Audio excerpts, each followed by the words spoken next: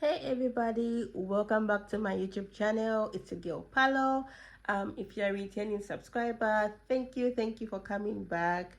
Thank you for the support. If you're new, welcome. Um, Thank you for coming. Please subscribe and press the notification button so that whenever I post a video, you are notified, and just commit. Love, commit. We're not doing halfway relationships here. We are committing to this page here. So let's get right into it. Okay, so we're gonna do another heart-to-heart video. Thank you so much for everybody who watched the previous video, and from that video, thank you for checking up on me during the week. For those who had watched it, thank you so much, because your girl was really going through a lot that day. I really didn't think I would break down like that, but anyway, we're in for real conversations, right? And be authentic. Being authentic is good, and being authentic shows that you are strong. Crying doesn't make you weak, it just makes you strong. So thank you so much for everybody that checked up on me. Thank you for the love and support. Thank you for the encouraging words and the prayers that I have received during the week. Because it wasn't easy. I think I think I was having a conversation with somebody just last week, one of my big sisters. Thank you. Shout out Toko. Love you, sis. And she was just like, "Ish girl, you sound tired. You just sound way too tired. Like you've been through a lot and your soul just sounds tired." And really, it guys, if you've been through a number of things I've been through, a girl can get tired, and sometimes the soul really needs to rest and find healing. And I remember she was telling me something about as Christians, it's very easy for us to be spiritually hyped and get our spirit back on track, get ourselves to prayer and all that stuff. But when it comes to the soul, we have a lot of things, right? We have a pain, we have a disappointment, we have a rejection, and we don't know how well to sit with it. And sometimes it's good to just take a stock take and just pour out and find out, pinpoint your emotions, and pinpoint what you're feeling in the moment, pinpoint how you're feeling in the moment, and how you can make yourself feel better and become a better version of yourself. So once again, guys, thank you so much. So today, yeah, I'm just gonna talk about soul issues. Like I mentioned earlier, it's very easy for us to get disappointed. Proverbs chapter, is it 12? Is chapter 13 is what? Guys. Yeah, but in Proverbs, somewhere there, scripture says, and I think I quoted it in one of my previous videos, hope deferred makes the heart sick. And we get disappointed lots of times. You can get rejected at your workplace, get rejected by somebody, someone disappoints you, someone hits your feelings, and you don't know how best to navigate those feelings, right? Well, for me, I'm really just trying to stock take for before I hit 2025. And stock taking for me is really taking account of my year, taking account of my emotions, taking account of just a lot of things in general. Yeah. And it's very easy for a lot of people to feel like they are not appreciated, and sometimes we seek validation in people when we should be seeking validation in God and finding our identities in God. This year I was privileged to be speaking at one of the youths in South Africa. So I had taken a trip to SA with my dad, a ministry trip in SA, and my message really, I was talking on identity, finding your identity in God. And so many young people don't know who they are. So many young people are trying to validate themselves in the things that give them value, or like, let me just say, you want a girlfriend to validate who you are, because you feel without somebody in your life, on your own you can't function. You want them to be giving you affirmations, to be speaking highly of you, to massage your ego. For girls, you want them to be buying you gifts, making sure they give you money, you have money for your hair, money for your nails, and all that stuff. But really, what's the real value in finding who you are in God, finding your identity in God? There is a blessing in finding yourself. And when you find yourself, you come to self-actualization of just reaching your full potential and aligning your goals to what you want to see in life and what you want to achieve. So many people have placed goals like vision, like you have a vision board, and you want to achieve certain goals that you place on the vision board, but then how to get there sometimes is hard. So we because we are human beings, right? We beat ourselves down whenever we feel like, oh, I have not achieved what I wanted to. I didn't finish school at the age I wanted to. Like, school is school. School will always be there. School, everybody still keeps on learning. So it's not about age, right? But really just about what you can do and acquire the knowledge that you need to excel in life and to do what you like, to do what you want to do. So yeah, many people don't know their identity, and we need to come to a place where we are content with who we are. Social media creates a platform where people show off, and you don't know what goes on behind closed doors. You only see what they want to show you. You see the nice fancy cars, you see the money, you see the hair 30 inches, bone straight, you see trips to Dubai and all that stuff, right? But what really goes on after the camera shuts down, or after the camera closes? Like, for me, I can come to you here and sit and say, oh well, all is good with me. I doing my masters, trying to get my business on track and all that stuff. But you saw me break down, right? Is all okay with me? No. Do I beat myself down about it? No. What do? I work on it. I work on being content in who I am, being content with what I have, and being content with the resources I have. I won't do anything extravagant, like flashes of money, if I don't have that money. If I don't have the money, I don't have the money. Like right now, I'm broke. Between me and poverty, I have a 200 kwacha. I don't know how much that is in dollars. If it's $2 or less than that. Between me and poverty right now is me trying to find the balance of, okay, how can I get my hustle right? What can I do to expand myself? What can I do to get more financial support? What can I do to get more income? And just the other day, I think I was in town just doing some errands and thinking, maybe I should start selling some stuff, like cosmetics, shoes. Like, I'm in the cosmetics business, skincare and all that stuff. So it's really just trying to find my niche, where I fit in, and also where I fit in ministry. Finding my identity in God gives me an opportunity to serve him right. And of late, I have been struggling on where I do fit in the church, in terms of serving. I was in the music ministry. I quit. I am in protocol, but I'm thinking of quitting, and I really don't know what to do but pray and find out what best suits me. I don't feel the pulpit ministry is my calling as well, but not that I'm a preacher. It runs in the family, but yeah, it's inevitable. You don't know these things where you may end up, right? But yeah, it's sort of somewhere in those lines. Some people would call me pastor at a very young age, and yeah, I have a heart for people. I have a heart to serve God and bless people. That's me. So it's good to find your identity in God.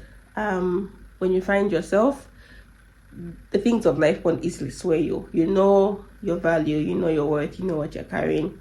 And when someone rejects you or people reject you, it shouldn't eat you up in the inside. I think part of me breaking down was suffering the rejection part. You feel like nobody wants you, or nobody sees you worth having in their life as a certain person. Yeah. I'm not directing to anybody, but look, yeah. Anyway, you need to learn how to handle rejection well. And rejection is simply redirection to something better. And God won't give you something that doesn't want you in their life, or a person that doesn't want you in their life, or something that you're not supposed to, a place where you're not supposed to be in. God will always redirect something better your way. That's how I've lived. I've seen myself grow since because I started dating quite young. I started dating, I think I must have been 13, 12, somewhere there. Yeah. And yeah, because I was trying to explore my feelings. And for me, I've grown up in a household where whoever you date, you have to marry. That's what they have instilled in us. So from quite a young age, they have brought us up, my siblings and I, in a way that we should conduct ourselves as marriage material. That's why I think I don't fit in the girlfriend perspective, so to say, because I don't have a girlfriend mindset. I have a wife mindset. So if I'm interacting with you on an intimate level, those qualities tend to come out. And I don't know, I try, guys, to be a girlfriend. I try to not put my emotions in all the way, but I end up falling hard that I set expectations and I end up getting disappointed on my own. Yeah, I need to work on that. But I found myself as always being a wife, and in the qualities and the characters I have been able to grow in, it keeps on growing. My mentors teach me the same thing, and yeah, it's just some people are meant to, I don't know how people function as girlfriends. Me, I just want a husband, guys, who spoils me, who loves the Lord. And yeah, but time comes. So finding identity and the soul. So the soul goes through a lot of things. It starts from the traumas, childhood traumas. It escalates into adulthood life. It escalates into relationship stuff. It escalates into that's trauma. And issues of the heart are very sensitive. And scripture does say, out of the abundance of the heart, the mouth speaks. Whatever we harbor way deep down and we don't address it will somehow show up in the things that we do, the people that we interact with. It will show up. Like, I've noticed even with certain friends of mine, if I don't do something that is worth them wanting, they get upset with me. And if vice versa, like if it has to do with wanting to be validated by people, and people want to be affirmed, which is, yeah, I mean, people have love languages like affirmation and all that stuff, but you need to find yourself and love yourself enough to love others. You can't love somebody else to the extent of which you don't love yourself. You need to learn how to handle pressure when it comes to life. And sometimes you get suicidal, sometimes you feel like you can't handle things of life. But life doesn't give us a manuscript of how to do life. God created us. God created life itself. He is the creator. So what best way to go to the manufacturer and ask, how should I live my life, than ask someone who has been here 2 minutes and doesn't even know, like, he's still learning. We are all learning life. We are all learning how to navigate everything that we go through. if everything that we do, somebody hasn't done or has done it but has not done it to the better, we're all trying to find a way in which we can do this thing called life. And sometimes it's very important, when you are picking somebody who you want to do life with, you're not picking for the now, you are picking for the future. So when you are looking at somebody to do life with, make sure their souls are in check, because everybody carries trauma, everybody carries baggage, but you can't go and dump your baggage on somebody else and say the other person will help me fix it. No, you have to be able to deal with your traumas, be able to deal with your insecurities, be able to deal with your trust issues, be able to deal with your validation issues, deal with your daddy issues, deal with your mommy issues, deal with family issues, because these things will affect you later. You're not picking somebody who will massage your ego all the time, because you will fight. You're not picking somebody who you think you love them, but really love comes at a point where you have to sacrifice a few things.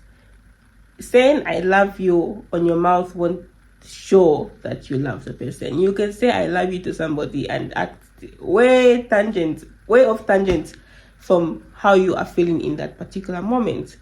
Love means you are literally placing your life on the line. Somebody always, my friend Grace, tells me, the way you love this boy to the extent of you do anything to make sure he's comfortable. I was like, maybe I don't know, because this love is the love of Jesus. if I had it my own way, I would have not done what I would do. But because it is who I am and it's part of me, and I don't see the wrong in what they do, the other person does to me. If they disrespect me or not, that's up to them and Jesus. But if someone was to offend me, I easily forgive people, because I have had that heart of easily forgiving people. But if you have offended me to a point where I'm vexed till today, you did something bad, they say. You did something bad, they say. It's not me, it's you. Yeah, but God bless you. Yeah, so she always tells me, like, the extent at which you love this boy at. May I wonder, like, this person doesn't love you, has not told you they loved you, but you still go ahead of yourself. I must like, maybe I should just walk away, right? Because at the end of the day, if you love somebody and someone doesn't love you back, or you can't force them on you. You can't. No, it doesn't work that way. If you love something, let it go. If it's meant to be in your life, it'll come back. That's the notion I live by now. And I think 2025, I resolved, like, okay, you know what, it's time to work on me, time to refine myself, finding myself again, because we lose ourselves in things, we lose ourselves in people. We feel we have given fragments of our lives to people, especially in this day and age when now people are sleeping around and cohabiting and doing all these things. You share your life with people, and when you break up, they remain in fragments of you. You remain in fragments of them, and life goes on. And sometimes it's not, it's easier when the person is dead. Then you can get full closure, but when the person's alive, guys, it's hard. Tell me about, you see somebody you once dated and your heart just jumps like this, right? Yeah, deal with your soul issues. So we need to learn how to love ourselves more in order to love our neighbors better. Love yourself. When you love yourself, you want the best. Like, you're taking care of somebody else, you'd want the best for yourself. You want to take yourself to the best schools, give yourself the best clothes, have the best colognes or perfume. Just treat yourself to nice places. I went on a lunch date yesterday with somebody, or one of our mothers in church, and it felt good, like, to just sit down and just chat and eat, have good food and talk. it's good. Like that's actually one of my on my list to kind of create some time for myself and God. Go on solo dates, just go to nice places, discover nice new restaurants, take yourself, go for a movie, watch a movie on your own, just take yourself and enjoy your own company without anybody else. When you embrace that, it's very easy to bring somebody else in your space, and it's very easy to pinpoint how you feel about the other person. Mind you, love isn't a feeling, it's a choice, it's a decision. You are deciding to stay with that person, though come rain come sunshine. If they have a hot temper, you will sit with a hot temper. You have decided to love the person. It's not the butterflies you feel in your tummy. Oh, I feel butterflies and I feel like I'm in love. It's just infatuation. Been there, done that. And then you get disappointed, right? Yeah, so you have to decide to love yourself. Decide to be the best version of you. Love you. Love me. I love me so much that I'm willing to walk away from the things I love in order to protect my heart. And it's a hard decision, but if it means guarding your heart well, walk away. Run if you have to. Just be able to protect your heart, because your heart is very sensitive. And if anything happens to you and you feel like you are rejected by society, are rejected by people, find somebody that can help you come out of it and teach you to learn to love yourself. For the longest time, growing up, I used to hate how I looked. I would hate how I looked without makeup on my face. Like right now, today, I decided to just be all natural, just minimize, because I wasted makeup last week. I'm not doing that again. But also because of the heat, it's quite hot.